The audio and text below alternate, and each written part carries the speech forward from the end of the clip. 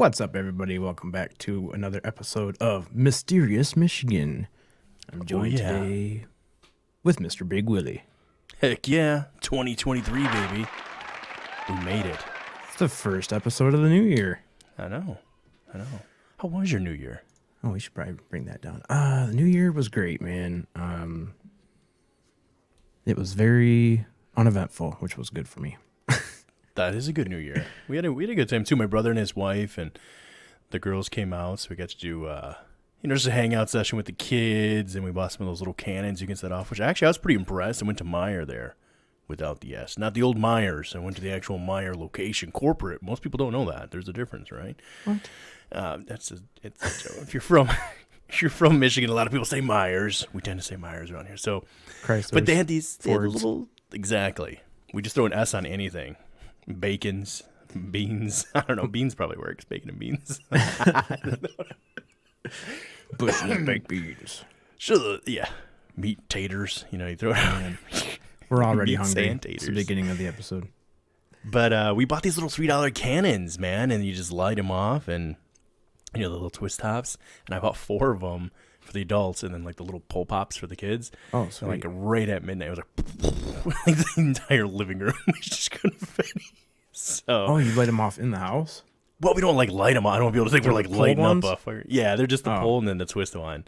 So yeah, we were going ham up in I was there. gonna say. Yeah. But we're not here to talk about that necessarily, but I just want to say Happy New Year to everybody. Hopefully you got some plans for 2023. I know we all do. And we got some big stuff still up and coming. So as you know, we got big supporters of the show. And if you've watched this or if you're just tuning in because you're a fan of the Mysterious Michigan series we have going in here, don't forget there's the Paranormal Chop Shop, usually running every Friday night at, like 11 p.m. Eastern, right? So like 8 p.m., whatever coast time they are. Yeah, Pacific. Over there in California. West side of the country. Yeah. And then even Chad, you and Jamie were live this morning. So you guys, as you know, you can always catch that. Yeah, that was If you fun. are listening back to this. And if you are listening back to this, this is the live version of a YouTube show. So we'll be referencing some slides and whatnot. But yeah, I think that's about it. I don't have anything else to really add before we jump into this particular one. Chad, can you think of anything else? Anyone else or anybody to follow you or check you out at? Nope. Just make sure we have a podcast every Tuesday and Thursday morning over at the Chad Smith podcast channel, which if you're on YouTube right now, that's what you're watching it on. Mm-hmm. So yeah, Tuesday and Thursday mornings. So our next episode, I forgot about that. We didn't 100% pick this one out. So if there's enough interest, I don't know how you feel about this, Chad. I was thinking it'd be kind of cool to maybe do a group one where you guys pick. So maybe we'll put up like 2 different ones and have maybe on your Facebook page, which you guys, if you're not over there, go check out the Chad Smith Podcast Facebook group. And maybe we'll have everybody vote on it. I mean, we'll probably still cover both the ones that are put up there anyways, but maybe you guys can pick the one that we're going to do because we're kind of on a every other Sunday program. So Yep, we'll do an online poll on Facebook and a poll on the YouTube channel. So we'll see what you guys decide for next time. heck yeah. All right. Yeah, it sounds like a plan. Now, this one's a little different than the other stuff we've covered on this. In the past, we've covered, obviously, very specific events where we could point to with great detail, I feel, especially like our last episode, 1994, UFO invasion. I mean, we had the Doppler radar, we had the sheriff, I shouldn't say just sheriff, we had many sheriffs and many deputies, multiple people across the Michigan there, that they were able to reference this.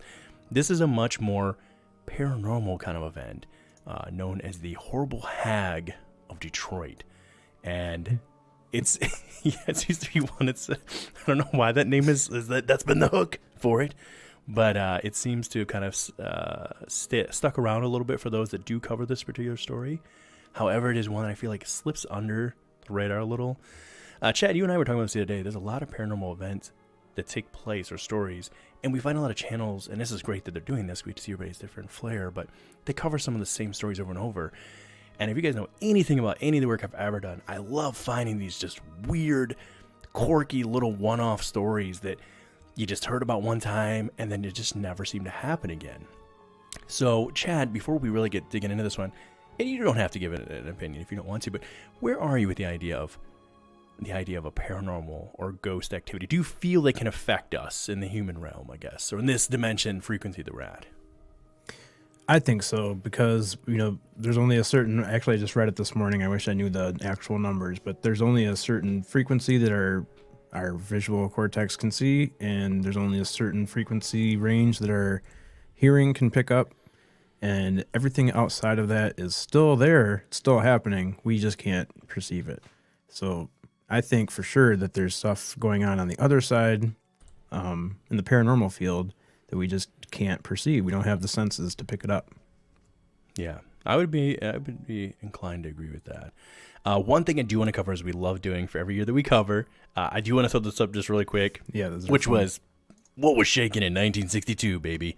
What was shaking? What was shaking? Well, the U.S. population was about 189.2 million people, and if I remember correctly, I don't think it has it on this chart, but I think the world population had just reached 3.7 billion, I believe. President was John F. Kennedy. Household income was about $5,800. News stories that were in obviously the mainstream media at the time. New York City introduces a subway train that operates without a crew on board. So we were starting to take some of those steps, right, to move into a little more of an automated, I don't want to say AI just yet, but it was maybe the grandfather version of some of that. The robots are taking over at this point. Exactly. We got trains that just drive by themselves. Man. Mm-hmm. Some other fun things that were going on at the time in sports: World Series champions, New York Yankees. Yeah, you either love or hate them, right? Seems like there's no in between. I don't think anybody's like, I can take it. They just either hate or love the Yankees. There's no in between. NFL champions were the Green Bay Packers. They can suck it, them cheeseheads. NBA champions, Boston Celtics. And the Stanley Cup champions were the Toronto Maple Leafs. Chad, what about the cost? Do you see up here what things cost? What were we looking at price-wise? What were things costing back then? Where do you see that? Oh, things cost right there. Gasoline, 31 cents a gallon. Okay. Steep. 31 cents. We're going to have to really sell some stuff off to afford that. The Ford Galaxy, you can buy a whole car, $2,645. A coffee, if you wanted to buy somebody a coffee back then, you only had to give them 59 cents a pound. I was about to say, I was like, wait a minute, that's more than a gallon of gas. But Maxwell House, 59 cents per pound can. Men's goodness. sport coats. You could get a whole sport coat for $30 and a pound of butter for 63 cents. Butter, 63 cents. Could you imagine? It's like $5 a pound right now. Yeah, along with, I wish they had the eggs price up there.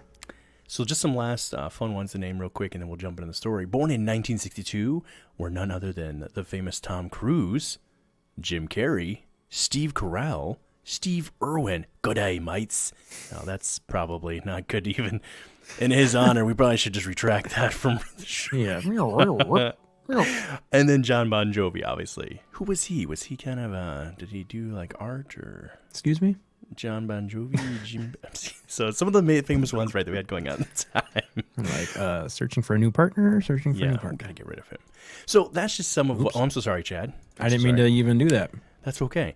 So that's some of what we had going on in 62 to try and give you a little bit of a feel. We always try to say that place and time when we tell these stories. But I still like to think that even though we had some of these new inventions coming into place, New York's putting in the railroad system, or subway system that's running on its own, 62, in my mind, when I think of 62, was still that really industrial kind of feel to the country. We were a world power at the time. We still were looked at least in some sense, as a world power. Kind of new to the scene on the world power aspect, but we definitely were very proud of that.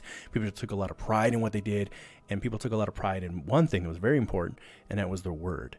Now, again, I didn't live in 62, so I can't speak directly to that, but, you know, if you couldn't be an honest person, there wasn't a whole lot else you could hold to, right? Status was sort of becoming a thing, but everyday citizens with their neighbors, it was your word. And honesty was a big deal. And on top of that, if you're a little kid, man, I felt like anybody could just beat you, apparently. I don't know what the deal is. Just anybody with a belt, I guess, could just whip it off and just start swinging at you. It's a very strange time. Very strange time.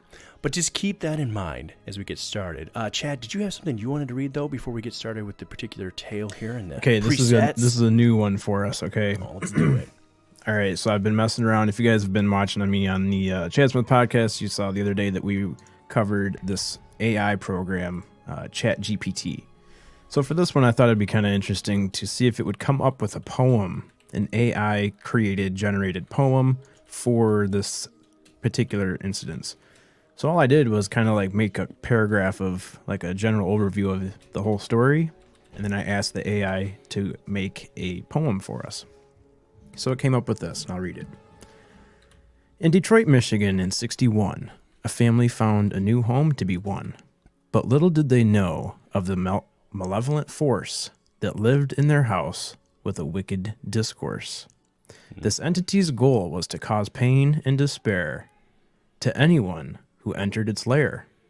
The family was clueless as they settled in, unaware of the malevolent being within. But soon they would learn of the horrors that day, or the horrors that lay in the room of the entity, the Horrible Hag of Detroit, they say. That's actually really impressive. And given the context of like what we're going to be covering. So for that to have no background on what we're even going to be sharing, that's actually really accurate. And again, like I said, for those that are, maybe tuning into this and wanted the, when we covered the Fitzgerald one, I was a lot more fact-based. This one is as fact-based as we can get with the information that we have. And it is most certainly a strange and peculiar tale that I think maybe is not that much different than some of the other ghost encounters that people have had. Or we're not even going to say that yet because we don't know just yet what it was. But Chad, before we really jump into this, actually let me pull this up for you because first of all, I do love this layout. This is right here, the Horrible Hag of Detroit. That's the old GM plant right there, right? Isn't that the GM tower? It's the GM tower, the Renaissance Center. Yeah, baby. A couple things to note and to think about would be, what is the Horrible Hag of Detroit? Now, I first heard the term just Horrible Hag, and I was like, Jesus, that's rough, right? Yeah. But apparently, in history, this is something that's been noted throughout time, far as what they could be. So a couple things we got to ask ourselves. Where are they from? Are they even real? If so, what are they? And number 3, has anyone ever met or seen one? Now, Chad, these are 3 questions we're putting forth to everybody. For yourself, have you ever seen one? Well, at least we'll stick with the rest of it, leaving that till later. But have you ever seen one? Personally? Yeah. No. Thank God. Yeah, me either. But to give a little bit of background on this, just a little bit, these are night hags. Now, night hags, I know, listen. Just the word hag. It's like, I don't know. I remember hearing it growing up as a kid and being like, somebody was like, that's what you would call somebody, like an old hag. Exactly. And now, that might have some context in that. Lansing here. Oh, nice to see you, Michigan Gems. Who is this? Excuse me, ma'am. I am married. Back away, I do have my ring lady. Yeah. So night hags. Let's talk about it for a second. The night hag, or old hag, is the name given to a supernatural creature commonly associated with the phenomenon of sleep paralysis, which I feel many of us have experienced at some point in your life. Yeah. It is a phenomenon during which a person feels the presence of a supernatural, malevolent being which immobilizes the person as if sitting on their chest or the foot of their bed. Now, I will speak to this really quickly and I will continue reading. I almost punched my daughter out one time. I love my daughter. I was not expecting you to say that. But here's the deal. She snuck in her room one time. She went under the bed and came up the other side. So when I woke up, I seen the door was open. I was like, it's weird. The door's open. And I turned over to look at my phone. I turned the light on, and there was just my daughter's face right there next to the bed. There was a moment where I was like, I'm going to punch her in the face. That's kind of what they go into in the story. Exactly. And looking there, as we can see this artist rendition of it, this is what they tend to be pictured as, sitting on someone's chest, very heavy, very weighted, maybe sitting near the bed. And I think we've all had that feeling. There seems to be something, I don't know if it's epigenetics or what it is, it's built into us that generally fears the dark and fears something being in the closet, fears something being under my bed or near my bed. So whether we're dealing with this in a modern day time or not, what if, just throwing it out there because we're doing what ifs here, what if at one point these were very common in the past and our ancestors really did have to deal with this, and it's still in our core memory through our epigenetics that this kind of thing existed. And I'm not going to go into the lore of it, but I do believe at one point cats were used to ward off such beings, and that's why they became such a more powerful thing amongst those that had power and whatnot. So, but anyways, so sitting on there and immobilizing. Okay. The person as if sitting on their chest. We read that part. Okay. The word nightmare or nightmare was used to describe this phenomenon before the word received its modern, more general meaning. One, various cultures have various names for this phenomenon and or supernatural character. Didn't know that before. Yeah. So this is in a sense, when you say someone's had a nightmare, that is what they've experienced. According to how I'm interpreting it, at least here, it seems that we've just updated that term. Instead of saying I had to deal with the old hag last night, you just say you had a nightmare now. Right. We were putting it out there. So in doing this, I think the next slide, I'm going to show the slide over here, and I'll start to jump into the story. All right, so here's some of the depictions. So I think, Chad, you can go like 2 more photos or something like that. Here's some other depictions of what a night hag might look like. Lord. All the megapixels on that one. Here's a little bit better. Now that's pretty crazy. That's terrifying, right? But I'm going to jump into the story. Here we go. And by the way, credit to, let me give the shout out to the name here, Brad Steger. Thank you very much, Brad, for covering this because it was not easy to find. And he did some, I'm Steger, I believe Steger, not Seeger. Steger. I had to go back and check. Okay. He writes, when the William Adams family moved into the gray frame house at 5508 Martin Street in Detroit, Michigan, only the children and the dog seemed to sense that something loathsome had made its abode in the back bedroom. There was certainly nothing about the physical appearance of the room that made Adams and his wife, Lillian, suspect that the small bedroom could hold a thing of unspeakable terror, as you can somewhat see in that photo there. Maybe a little bit of artistic licensing, but for one thing, it was such a tiny room.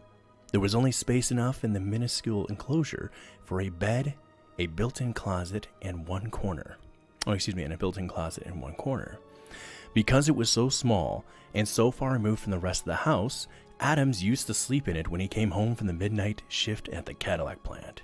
Quote, even after years of working the midnight shift, Adams explained, I still have trouble sometimes sleeping in the daytime. Unquote. Oh, you're driving a Cadillac. He's driving a ways. Chad knows what it's like to work some midnights, right? Do you find you have a hard time sleeping during the day too, or no? Oh, yeah. I mean, I was on midnights for probably 10 years total and never really got used to sleeping during the day. And I thought I was used to it until I went to afternoon shift and I actually got to sleep during the day, and it's just not the same.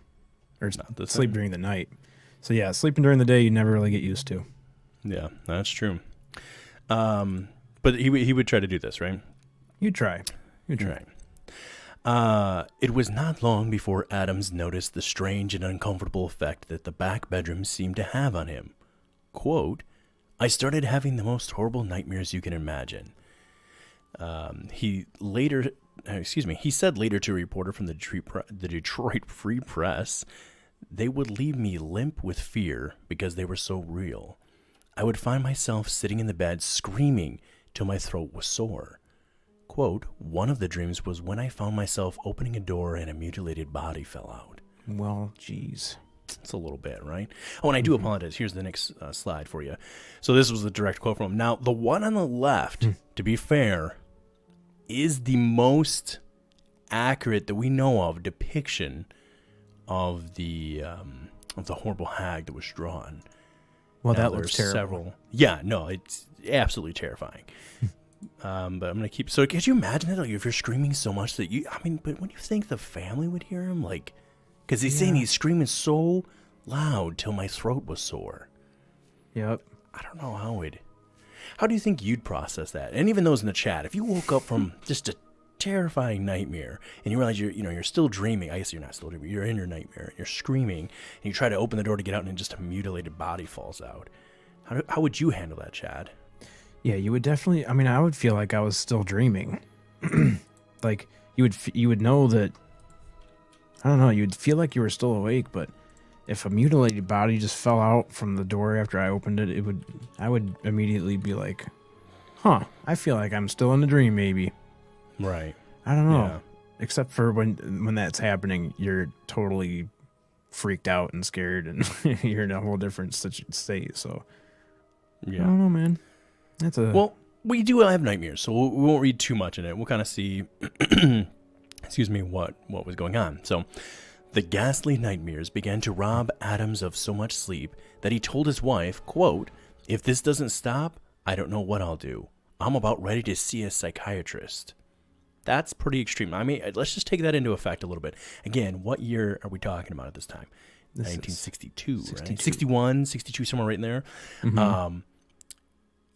Psychiatrists certainly were a thing, but there was kind of a stigma around, and maybe that's just me projecting what we've been told about in history, but even to this day, no one likes to be the person to raise their hand and say, "Hey, I'm seeing a psychiatrist," right? Usually. I feel like even just now, we're just now getting to the point where it's okay for a guy to say that, Agreed. They're even like coming out with commercials is it BetterHelp, I think it is, where they're, yeah. I saw a commercial the other day where there was like, they're manning, like kind of like trying to man it up, where it's like Make it more manly. the manly thing to do is to talk to a psychiatrist when you're feeling down, buddy. Isn't it kind of funny that their whole point was like to try and make it okay to not be so manly that you can't talk, but yeah, we're gonna make it manly. We're gonna make manly, but not manly at the same. I think we're on that line right now where we've got like 5 more years left where it's gonna have a stigma to it. But yeah, so back then in '62, I can imagine there was a big stigma against it. One would have to think. Okay, so excuse me. He was thinking about seeing a psychiatrist possibly. It was only after he had resumed sleeping in the master bedroom that he began to associate the nightmares with the back room. Quote, "I didn't have any bad dreams when I slept in our bedroom. The nightmares would come only when I slept in the terrible room." Unquote. So at least he's to work this out. Again, we didn't get an exact timeline, but it sounds like he's had some time of kind of going through it. I mean, enough to at least associate couple weeks of, hey, I'm only getting these terrifying night terrors in this one specific room, and then not another room. And I don't know about you guys, but even thinking to your home and those in the chat right now, have you ever had a room in your house or gone into a house where just one room just felt off to you? Just felt like something watches you when you're in that room, almost like you're the guest in that room, like you're not the original person. Have you ever encountered that yourself? I have. I used to live on a lake house out in the Irish Hills of Michigan, and it used to be apparently it was owned by the Purple Gang, and there was a lot of stuff going on in there. We had bedrooms, and each bedroom had a porcelain sink in it. So it was a very old house with a lot of history. It was one of those where if like the walls could talk. And there was a couple rooms in that house. Like I said, it was a 5-bedroom house. There's a couple rooms in that house that when you walked into them, it was like, I shouldn't be in here. Like the one room that we stored everything in, everything was just stored and nobody slept in. That was a strange room. Had weird vibes. Imagine if you just fell asleep just for a second, take a little cat nap, and then bam, this thing's on your chest. Right, just sucking. You're kind of heavy, man. You look like you're solid muscle. It's very heavy. He does look pretty heavy. There's different versions too, depending where you go around the world of the depictions. But yeah, I feel like we've all had that experience where you kind of go somewhere and you're like, this something feels off. Feels like I should be either. I don't even want to say sometimes it's different when you encounter something like, oh, this is like I feel another presence, and then there's that malevolent heaviness, the draining of like, no, whatever this thing is, it does not want. It's almost like pushing you out, right? You get some kind of feel a little sick, but it feels like a very heavy presence. I don't know how to describe it, so I do find it like interesting. Looking at you. That too, just being watched. Yep. But let's see what happens. Right now, it's just been Adams so far. So, in the August of 1962, Adams' grandmother came to visit from Georgia. Both the Adams amused. Well, I guess that's the last name. Both the Adams amused that Bill's reaction to the room had been some kind of personal association. Oh, excuse me. So his wife and him are both assuming that it's just him that's having this experience in the room. So they gave Grandmother Adams to the back bedroom for use during her stay. They're like, you know what, this room's really sucky. This had it been his mother-in-law, right, or something? No, that's what I was thinking. It says grandma, but I'm like, that's a straight up mother-in-law move right there. It seems like it, doesn't it? Hey, we have this perfect room for you. Well, I hope it doesn't kill her, but Looks if it great. does, it's just the mother-in-law. God, that's so bad. No, okay, that's bad. So let's see what happened to Grandma Adams. The next morning, she came to the breakfast table pale and shaken. Quote, "There are terrible sounds in that room." So she told them. Quote, "All night long, I thought someone was trying to break in. I refuse to sleep in that room again." Unquote. I refuse. She refused. Grandmother Adams became so uneasy in the house that she cut short her stay and returned to Georgia. I think we need to start writing. We should start acting these out, I think. Should we? Yeah, I think we could do a good job doing some Little acting. known fact, we do have a photo of Grandma Adams, though. This was her. Just kidding. This is another depiction of Poor a night Graham. hag. That, She like I looked said, like again, Cindy Crawford before she went to sleep in there. I don't know what happened. she came back out the next morning looking like this. I'm That's how she looked after. my stay short. Jeez. Oh, man. So anyways, I'm trying to share many different depictions from around the world of what these things could look like. And that's the interesting thing, is it seems to be around the world that they've been talked about, at least in the history. Mm-hmm. But let's continue on with Grandma Adams here. So she's gone, right? Yep. So the first time Bill and Lillian began to realize that there was something terrible about that room, they began to recall small things that had seemed inconsequential at the time. They remembered, for example, that their small terrier refused to enter the room, that their 5 small children that their terrier refused to enter the room, and that their 5 small children always avoided the room when they played about the house. What strange thing was tainting that atmosphere in the tiny back room? Tainting? Tainting. That's a bold choice of words. Tainting. That's a universal term. That What in the taint was going on over there? I was going to start telling someone that if I don't like hang out. You're really tainting the air when you come in here. I'm just not feeling the vibes from you there, bro. So anyways, but to get back to some of the important things, that is another link here. So we're noticing the classic signs of, okay, animals are reacting, small children are reacting, and anybody who has either animals or small children, not a big difference from each other sometimes. My kids go everywhere. It's hard. Like if you want to keep them out of somewhere, you have to actually lock that door usually, because children are little explorers, they're little scientists. They're just everywhere at all times, looking at everything, seeing how things work. So to just have a room that's not locked up and just the kids never go in there, it's gotten strange. All right. Now we move into almost Halloween time. On October 27th, an old friend from, again, Georgia, Shirley Patterson, not to be confused with a lady, this is a man, Shirley Patterson, arrived to spend a few days with the Adams in Detroit before he drove a new car back from Dector. Adam knew that Patterson was a practical matter-of-fact Southerner. So this is Adams again, who owns the home. He knows that Patterson, who's coming up to visit them, is a very, very practical matter-of-fact Southerner. Bill and Lillian, once again, these two just scheming together, decided... The grandma had a hard time. Let's test somebody else out. Exactly. I mean, what else are you supposed to do? Gotta figure these things out. This is the scientific process. 100%. I mean, who wants to be friends? Could you imagine having the friends, I'm never going over to Bill and Lillian's house again. Jeez. They're just like giving you a new random spice they found in the cupboard. Like, we think it's still good. Like, expired like 2 years ago, but still sealed. We just want to see what happens. Let's see what happens. Oh my gosh. So, okay. So they decided, Bill and Lillian decided this would be their final test.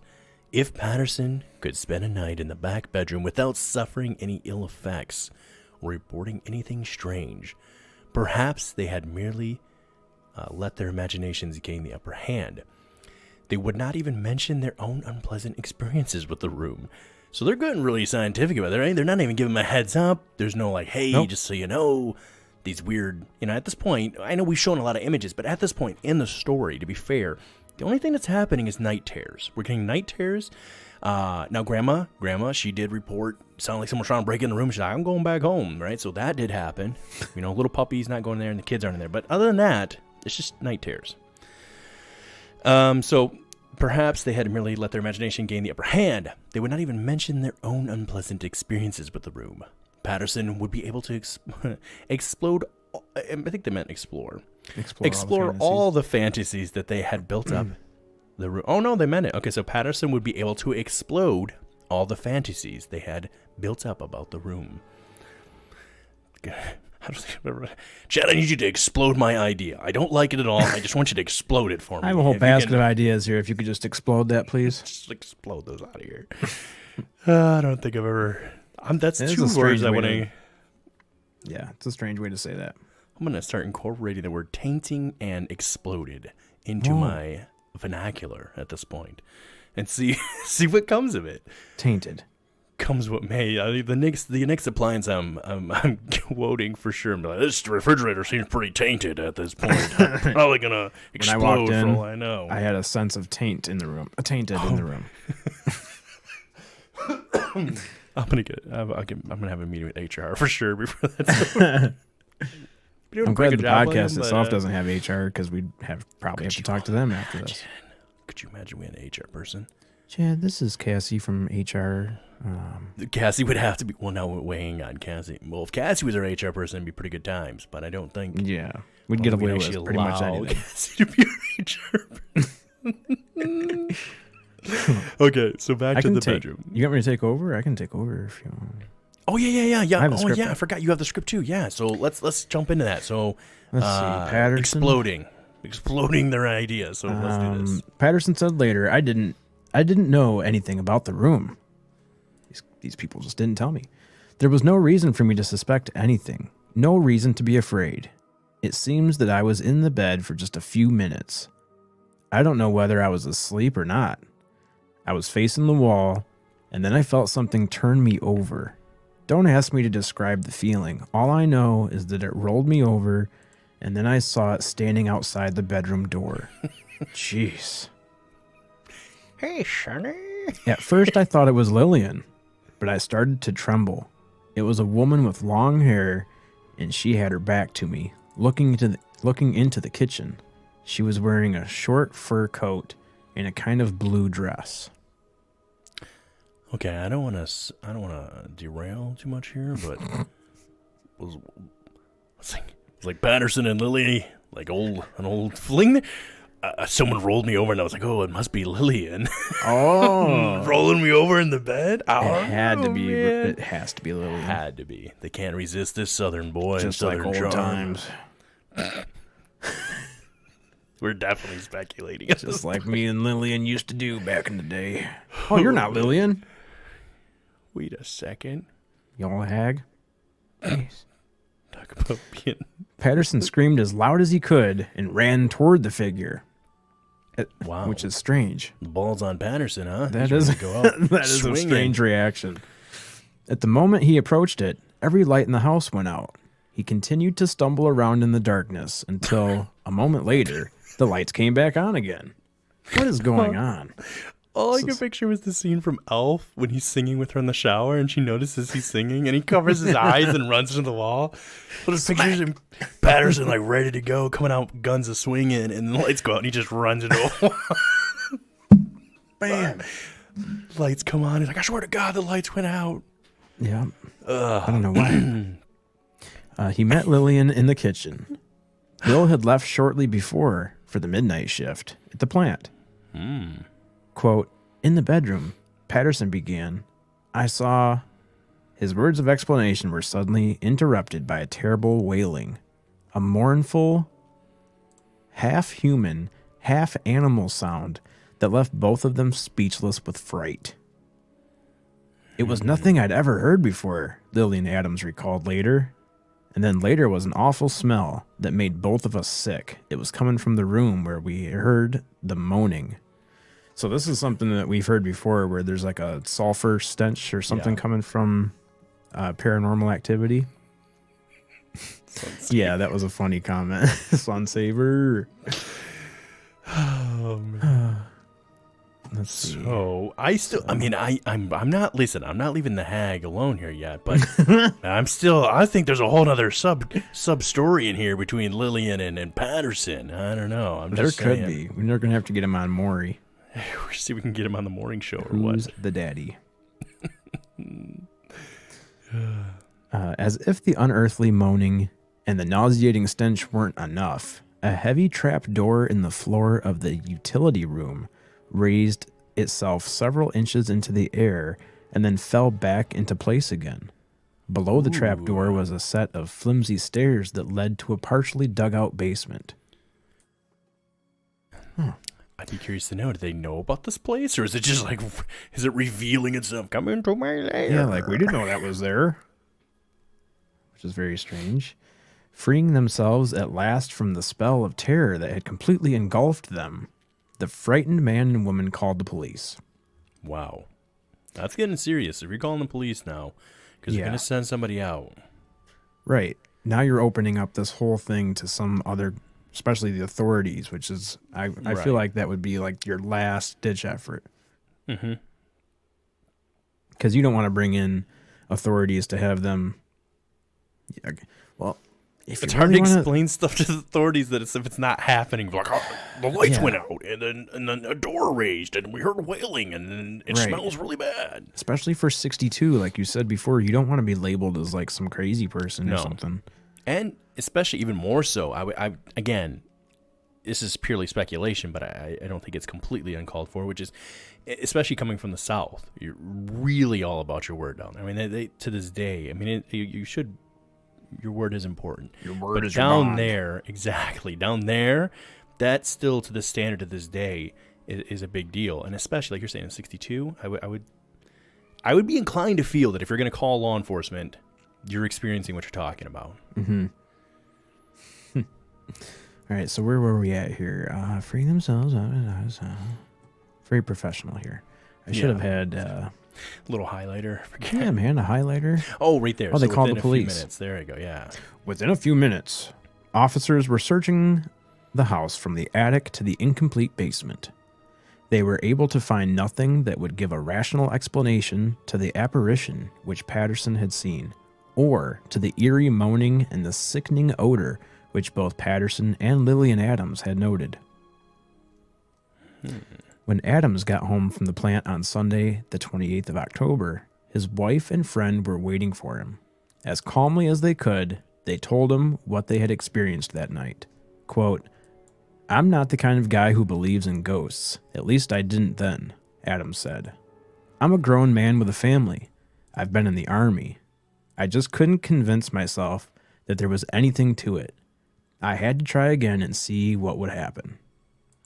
That night, at about 7:30 p.m., Adams lay down on the bed of the back bedroom. He had reached a decision that night, once and for all. He would either conquer whatever inhabited the room, or he would admit defeat and let the thing have the bedroom and the whole house to itself. I mean, he's a man of... He's doing a fair shake here. He's not just saying, he's like, let's just see who the power of the wits or the power of the will here. Who's going to want it more at this point, I guess. Yeah, that's pretty much what it is. It's like, listen, if this thing really wants to just keep on going and it's not going to give up and there's nothing I can do about it, then I'm going to have to just walk away. Like Freaky Geek saying that person is either very brave or stubborn. Maybe they're both. I was going to say, probably both. Stubborn. Damn Michiganders. I don't know, Jake. Feel like there could be something else going on, though. Jake, you've been picking up on that, too? He's like, 100% freaky. He's like, yeah, hold me down. Lillian is definitely doing some stuff with Patterson. You know what I'm saying? Yeah. 509, what's up, brother? Good to see you. Long time no see. How much good wood would a hood woodchuck chuck? If a hood woodchuck chuck could chuck wood. Oh, like a Detroit hood woodchuck? That could be. The biggest of them all. All right. Yeah. So what ends up... Or do you want to keep reading? Well, yeah, if you'd like me to. Heck Let's yeah, see. my friend. Left it to themselves. Okay, so he had lain in the bedroom for quite some time when he thought he heard Lillian moving in the bedroom. What? Lillian? Wait, we are talking about Patterson, right? Or no, this is Adam. So this is Adam, okay. So his wife, Lillian, but Patterson is still there with him, if I remember Patterson, correctly. I'm telling you. Patterson. He had left his friend and his wife sitting silently in the front room with a small table lamp providing their only light. Lil Adams whispered sharply, "You'd better leave the room if we're ever going to get anything settled. It probably won't show itself if there's two of us in here. There was no answer. He's whispering this out loud, thinking his wife's in the room. Yeah. Oh, okay. He thinks she's in there with him. I got you. Okay. So yeah, he said all that thinking that he was talking to her. You'd better leave the room if we're going to get anything settled. It probably won't show itself if there's two of us in here. So he says that out loud. Yeah. There was no answer and no sound of movement, but Adam still sensed that there was a presence in the room. See? That feeling, right? When you're like, someone's watching me, and the little hairs, neck stand up. And if you let it go for too long and you don't move, there is a moment of paralysis where you literally are like, I can't. What's going to happen? So, just saying. That picture. Where did you find I think it's the very last one. Oh, here. Oh, that one. There you go. Because I'm about to say, okay. I turned over to look, and the face was inches away from me. It was the most horrible thing I had ever seen.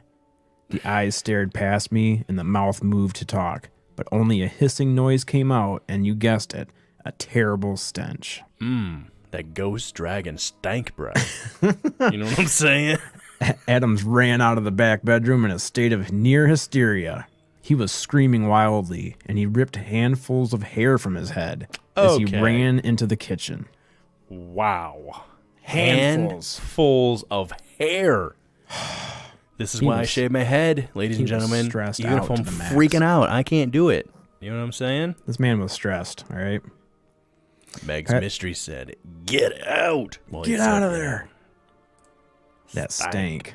That's right, Jake. Patterson tried to grab him and hold him down, but Adams flailed away at his friend as if he were berserk. Man, I couldn't get that sentence out. Finally, Lillian and Patterson managed to throw a blanket over Bill and wrestle him to the floor.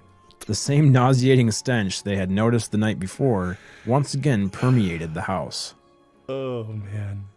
So now the whole house smells like whatever's going on. The whole house. And they've thrown a blanket over Adams. And they're beating him to get him to calm down. Man. He's like, I'm done. Wow. An hour after Bill had regained his senses and told of the ghastly and incredibly evil face he had seen, the house on Martin Street was empty. Adams had admitted defeat. The horrid hag could keep her room and her house. They grabbed the sleeping children from their beds and fled in the night to the neighbor's house. The next morning, they moved in with the Adams' parents, who lived in Dearborn, which is a suburb of Detroit.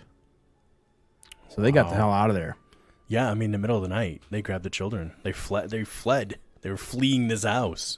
Yeah. Which takes a lot. No kidding. To just up and to be clear, I think I might have failed to mention this in the very beginning. I think it did mention it. They were renting this place. They were renting it. It's not like they own this place yet. So that's the only thing I would say about this is that it's interesting that they were fighting so hard for this rented home. You know, like, again, it matters and you want to be where you're at. But I don't know, man. When you start encountering this, maybe you just say, we're cutting ties. Yeah.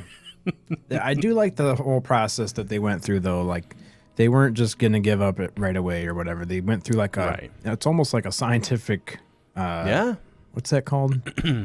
Process of elimination? You go through a process where it's like, okay, we'll try it, and then I'll try it by myself. Then we'll have grandma to go in there and try it, or mother-in-law or whatever. Yeah. And if she freaks out, we'll send somebody else in there, and if that doesn't work, we're out. Well, and like I said, I mean, this is the first time that someone has seen it, because the other times it was seen from the back.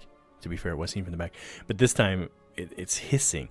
I'm just trying to remember, what is the sound? You know, its mouth opens, the jaws, and it's that's all I imagine, right? Just the awful smell, whatever the hissing is.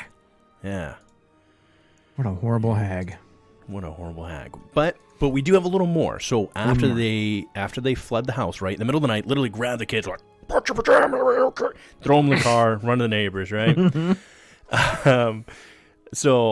Quote, all I could think of that next morning, Adams remarked, was that if the bedroom door had been closed that Sunday night, I would have killed myself beating against it to get out, unquote. Jesus. With the help of friends and relatives, the Adams family found another house to rent and moved all their furniture out of the house on Martin Street during a series of daylight visits. Mrs. Adams' brother, Leo Sanaki? Sanaki. I think that's about right. And her sister, Virginia, arrived at the house one night to see for themselves if there was anything to Lillian and Bill's wild tale of an ugly hag that hunted the back bedroom. So it kind of feels like... they don't believe them, right? Like, right. Even though they're moving everything out. Yep. You're kind of like, I don't know about this one. I don't know. Guys are coming up with another crazy excuse. Quote, I stood out in the kitchen, and Leo said he was going to lay down in the bed for 10 minutes in the dark, unquote, said Virginia Sanaki. A few minutes later, I heard this awful groan come from the bedroom. If it was Leo, I had never heard him make a sound like that before. Quote, then he came rushing out through the door into the kitchen with the most horrible look on his face, like he was scared out of his mind. I asked him what he had saw, but he wouldn't tell me anything. Leo Sanaki refused to disclose what he had seen in that back bedroom and the house on 5508 Martin Street in Detroit. And as the landlord absolutely refused to let any investigators into the house with electric equipment, it is unlikely that we shall ever know what mission kept the horrible hag haunting that bedroom in Detroit, or at least not until the house is rented out again. And that's pretty much it. I mean, that's the entirety of the story, but we did a little more digging. As I guess we have about 12 minutes. This is going to be a little bit of a shorter episode. We got about 12 minutes, right, left of this one, give or take. Well, first, let's do some hot takes. Okay. Are we buying this? What do you think, guys? Scale 1 to 10, 10 being like, yep, the way that they said this went down is how it happened. 1 being like, yeah, they were doing a lot of like crack cocaine or something. I don't know what they're doing. I don't know what they were doing. Bit extreme, but 1 is non-believable. 10 being, hey, yeah, this probably went down the way it went down. Where do you think you're at right now with what we have in the information, Chad? I'm at a 7. I kind of believe it. Pretty much believe it. Because something like this could totally be... I mean, like, their stories can kind of be backed up a little bit and, but with other people in the room. Yeah. Or with, Adams, and I just don't think that Adams and his wife made this all up with Patterson, especially. You'd have to have Patterson on board, too. Yeah, that's true. Patterson, maybe they could lie about Grandma. Maybe Grandma didn't, and they just kicked her out early, and they're like, oh, she was having a hard time. But I'm going to say, if we count them as they were, we have Grandma, Patterson, Adams, obviously, his wife Lillian, and Patterson witnessing him freaking out, as well as now her brother Leo and his wife Virginia. So that's at least 1, 2, that's at least 5, right? 6 independent people who had different experiences with the room. Yeah, I'd say 1, 2, or 3 coincidence. When you start getting into 6 people at a time, that's a lot. That's a lot of people to have experienced something. Now, one thing that they did mention was really pertinent at the end is there were some people who wanted to investigate this, but for obvious reasons, if I had to guess, probably more than likely the landlord, if they were wanting to rent this place back out, did not want to become known. Now it's kind of cool. Like, okay, yeah, you're the haunted place or the haunted. People want to come and investigate and pay tours and whatever. Not in 62. You don't want to be known as the house that was haunted. Come on now. Well, if it still has to be profitable, too, it's a rental house, and you got to make money on that house. There's a lot of people that don't necessarily live anywhere near their rental property that they own. So it needs to stay rented out. And to have it all of a sudden have this connotation to it where, like, this is a haunted house that people just can't stand to stay in, you're not going to make any money off of it. And that house still stands today, so it's still like a... That's what I was to say. Most people, when they cover this, and I've heard some other people, 2 other people at least cover this story before, they always mention, we're like, well, we don't know. We think the place got torn up. We don't know what happened. But Chad and I did some digging, and we were able to find this up here, which is, again, I'm putting the term original house before it was torn down because I don't know for sure. Now, the house on the left, I can't actually, I guess I just realized I can't highlight it, but the one on the left by the tree there is the actual 5508 location. And then there's the updated modern version of it, which is this. And this was from 2021. August of 2021. So somebody has come in and done some work here. But that is the actual location of the supposed tail. Some had speculated that it had been torn down, but I don't know, man. Yeah, I don't think it's tore down. I think somebody just, I think the landlord obviously just did some repainting and maybe tried to fix it up a little bit to make it look not as creepy as the other. Where's the other picture? Oh, yeah. This one. Yeah, yep. This one, yep. You can see it's... And again, I don't know when that photo was from. I don't know when that... Because that was just a general Google search that I found that one. But this one I know is from August of 2021. Well, and if you look, too, like, see the sidewalk on the neighbor's house here. How the sidewalk is all tore up. The yard is kind of not taken care of.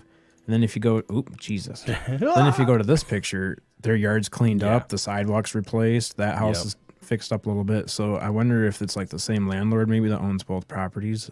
And yeah, because and if you zoom out like I should have, I guess I didn't on this one, to the left. Actually, you know what? I wonder if I can. Let me see if this will work. Chad, I'm going to try to share this really quick if you don't mind. Okay. This is the actual location, like if you were going to look at it live right now, right? So to the left here, you can see it's Detroit, baby. There's not a lot going on. Now, again, in 62, I have to imagine there was a lot more going on. this is on a main road. Yeah, and that's the other thing is this isn't even like this. I mean, that looks like a school.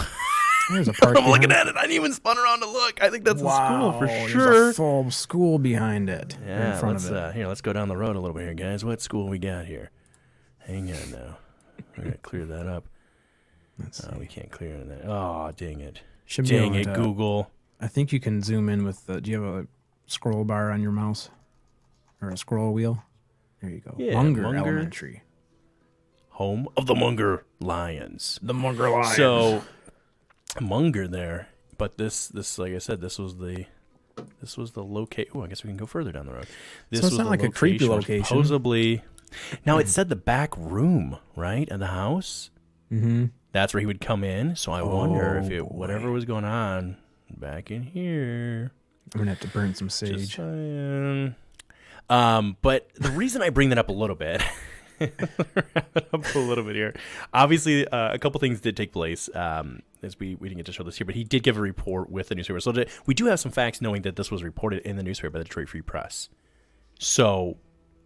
it's not like, they didn't really ever try to make money off this. Now, Chad, I'm looking at this photo here, and I don't know how I didn't catch this. Do you think that, you see that place? That doesn't even look like the last place, does it, right? You look at that. Ooh, maybe? Yeah. 2 windows. Man, dude, that might be the same. Oh yeah, that's it, man. Dude, I think that's the same place. It sure is. Wow. Oh, my God, Posky. We should drive over there. Oh, thanks, Posky, for watching us on Twitch. We're adding up a list. I bet you who the FSJC might go with us on that one. He probably would. James, we can sit out in the living room, you and I can, and we'll let him go lay down in the bed. Oh, jeez. I mean, he'd be up for it. James, you hear anything back there? If you hear anything, you yell, support command! Support command! He comes flying out of the house with a thong on. Yeah. Man. But yeah, it was reported a couple times. You can't see real. It's terrible here for us, the pixelation. But on the left, the Horrible Hag tail haunts City House. Now, so even with them trying to keep this under wraps, it sounds like it got out. There was a whole article printed about it. So, to me, and then the final depiction obviously was one of the drawings. I believe, if I'm not mistaken, by Mr. Rob Morphy himself, which I love his work. But with about 5 minutes to go here, Chad, I want to speculate on a couple things. Number one, I think I didn't get a full count there. I did see some 7s and some 8s, so if you guys threw up some other numbers, I do apologize. If you want to vote again, please feel free to do so. What do you guys think you're at, 10 being the most? Chad, what if there was something going on in that chamber under the trap door that they didn't seem to know about? I'd like to know what was going on underneath that room specifically. I'd love to know if it was an addition. Was it just built on and added on to the house? Or was it part of it? What trap door underneath? Yeah, because I'd love to know what was on the other side of that. Like, could there have been something going on underneath that room? Did somebody bury a body a long time ago, and her essence is just caught there? Mm-hmm. Excuse me. Yeah, they didn't really go into a whole lot of detail with the trap door thing. Yeah. Oh, what was great, the question you wanted to ask? I'm going to make a poll real quick on the YouTube. Oh, it's just a 1 of 10. 10 being the most. You 100% believe the story the way it happened, and then obviously 1 being, it's completely false. Personally, myself, I've got to say this is a solid 8, at least. Even if they embellished some of the events that transpired, something significant enough took place that this family uprooted their family in the middle of the night. 5 children and a dog. Said, "Get in the car. We're leaving right now. We're abandoning ship. We're abandoning. Leave your toys, Daddy. I want my stuff. Burn it." It was terrible. Probably they were. I don't know. It's probably not that bad, but they left in the middle of the night, and then went back over during the day. And having Leo not being able to explain whatever he's seen, I don't know, man. I really think something in our brain would fracture. I know we have many great people in the chat right now. See Meg's Mysteries as well as Amber's Paraworld, and they have seen things. But I feel like we talk about these things, but then to experience it, I feel like something would fracture in your brain just a little bit. It wouldn't be able to handle it for a half a second. I think that's certainly what happened to him. And that's in this day and age where we've seen all the movies that have helped condition us. We've seen all the shows. We've seen this stuff. So in 62, if you just all sat and seen that. With nothing else to go on or nothing else to compare it to. Mm-hmm. Yep. Yeah, so that's where Meg's Mysteries is saying. Me too. She thinks it's about an 8. Yeah, that's about where I'm at. I really think I'm a solid 8 on this one. And I just, now that I know the location, I actually kind of want to make this almost like a continued to be, to like have Chad and I go out and see if we can dig into this a little more and get some more information. So if there's anybody from the Michigan area that might be interested in doing an overnighter, we got to find out who lives there. Somebody probably lives there. We got to go there though. Oh my gosh, Jessica, what's shaking? Hey, Jess. How's it going? The whole idea is tainted. They should blow it up. Oh, geez. Exactly. Probably shouldn't talk about blowing anything up in Detroit. No, we definitely need to head over there since we're so close. Just head over there, at least stand in the front of it. And this is Chad and Willie reporting from Chad Smith Podcast. We just stand out in front of their one little, little place. I've got those mini mics. We'll take them out there. That'd be cool. We'll stand right here, right in front of that garbage can. Oh, the car's in the way now. Get that out of here. Here we go. I'm telling you, man. We're gonna have to do a property lookup or something and see who lives there right now. And then it sounds like, if I'm not mistaken, that's got to be the room, because he said around the back, and I think the driveway goes there because he would pull in and dude, bet you there's some mysteries there. That sounds creepy on here. But yeah, that's the tale for tonight. That was what we had, the Horrible Hag of Michigan, of Detroit. And hopefully you never have to encounter one of these entities. But if you do, I guess let us know about it. Yeah. Feel free to reach out. And hopefully there's someone there that can support you through that and helps you get through this. Because it seems that there might be. Oh my gosh. 75% are believing it, huh? Out of 4 votes in the chat room here, guys, we got 4 votes so far. 75% say yes, they believe. Oh, now we have 5 votes. 80% say they believe the story as it is, as it went down. That's how it went down. But 17% say no. That is not. No, sir. They don't believe it. All right. Well, again, we're going to put up whatever the 2 topics might be in the next day or less, probably 2, of letting you guys choose what we're going to cover next, and in regards to some unsolved mysteries in Michigan. Like I said, it's a little different than what we had been doing, but it's definitely still unsolved. And in my mind, man, I kind of think that's still the original place. I kind of think we could. I'm just saying, it's definitely the original. Yeah, we definitely need to head over there. I feel like there could be some activity there for sure. We need to seriously get a hold of who the F is JC and be like, hey, you said it's not your thing, so we feel like you'd be the perfect candidate. We'll literally just monitor stuff from outside. It'd be good for both of our channels, and let's just go hang out and check this out. Could bring an EMP device. Yeah. Set up some Claymore mines. Some you said an EMP. I thought we were going military, bro. I'm like, wait, that doesn't sound right. EMP, that's what, never mind. I think it's just the ESP detector or whatever. The electrical magnetic. You guys know what I'm talking about. All you ghost hunters out there, you ghouls and gals out there. I'll take some ghost hunting equipment over there and see what happens. That's right. All right. Well, the only thing I'm going to say is I always say when I'm getting out of here, well, this is new. But go Lions. Let's see what happens tonight. And may you stay curious and keep it weird.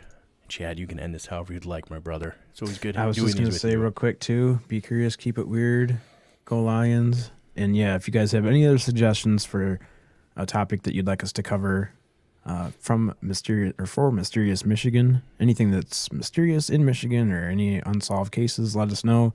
You can email us at chadsmithpodcast@gmail.com or hit either one of us up on Facebook if you have us on there. And thank you guys so much for hanging out with us. We'll see you in 2 weeks for another topic right here on Mysterious Michigan. Peace, guys.